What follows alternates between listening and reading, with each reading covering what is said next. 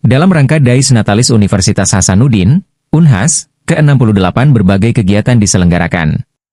Seperti halnya kegiatan pameran dan festival benda-benda arkeologi, cagar budaya, dan farmasi. Event itu berlangsung di lapangan Panahan Unhas selama 4 hari berturut-turut dimulai dari 19 hingga 22 Agustus 2024.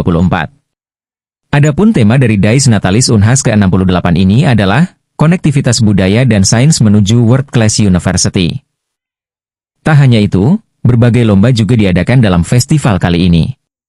Seperti halnya ada lomba kuliner jalur rempah, lomba mewarnai tingkat TK, SD dan SMP dan lomba pilih rempah tingkat SMA.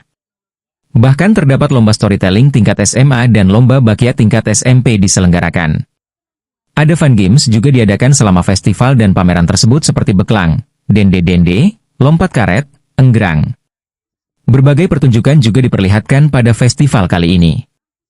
Beberapa pertunjukan yang akan menghibur para pengunjung seperti barongsai, tari pangelu, tari akarena, sanggar Makassar Art, kecapi, tari tundung runcing.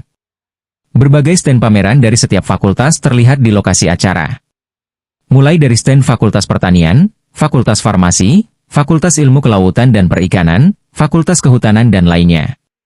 Setiap fakultas memperlihatkan hasil dari kerajinan mereka masing-masing di lokasi kegiatan.